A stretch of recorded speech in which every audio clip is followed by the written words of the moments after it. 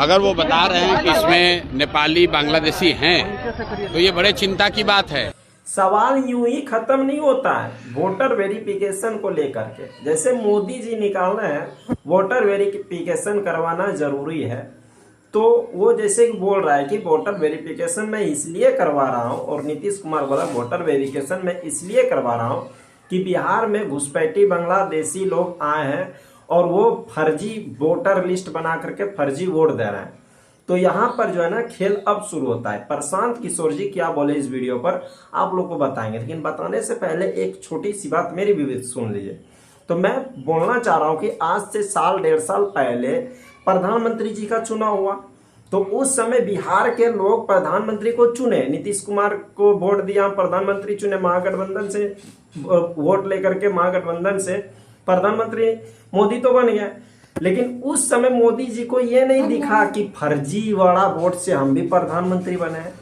तो क्या मेरे ख्याल से प्रधानमंत्री को इस्तीफा देना चाहिए, या तो ये बोर्ड वेरिफिकेशन करने के बाद में फिर से प्रधानमंत्री का चुनाव होना चाहिए मेरे ख्याल से, और सभी के ख्याल से यही चीज होना चाहिए।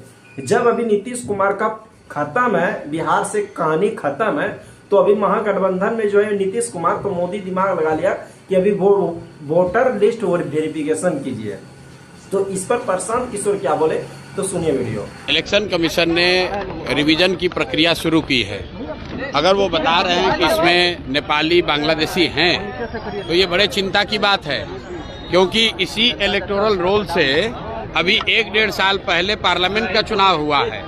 मोदी जी उसी इलेक्टोरल रोल से चुनकर प्रधानमंत्री बने हैं। तो क्या इलेक्शन कमीशन ये मान रहा है, स्वीकार कर रहा है कि जिस इलेक्टोरल रोल से लोकसभा का चुनाव हुआ उसमें बहुत सारे बांग्लादेशी या दूसरे गैर कानूनी लोग उस इलेक्टोरल रोल में हैं?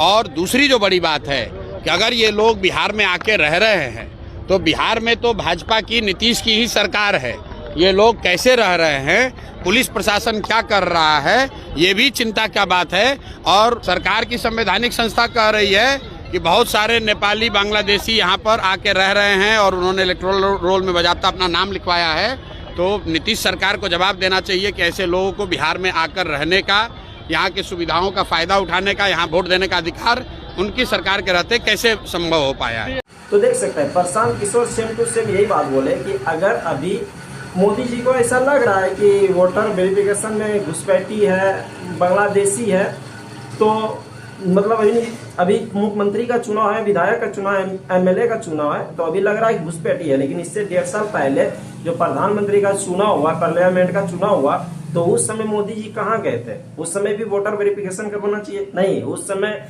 जिस तरह का था उस तरह का वोट ले लो और प्रधानमंत्री चुन लिया और प्रधानमंत्री बन गया। और अभी जब नीतीश कुमार का बिहार से कहानी खत्म होने वाला है, तब नीतीश कुमार और प्रधानमंत्री नरेंद्र मोदी को ये दिख रहा है। और उसी पर सवाल करते हुए प्रशांत किशोर बोले कि अगर घुसपैठी है बिहार में, बांग्लादेशी है बिहार में, तो नीतीश कुमार का सरकार है, मोदी का सरकार है। तो क्या मोदी के सरकार और नीतीश कुमार के सरकार में ऐसा हो रहा है? प्रशासन कहाँ गया, पुलिस कहाँ गया, सारी व्यवस्था कहाँ गया? आपके राज्य में तो ऐसा हो रहा है।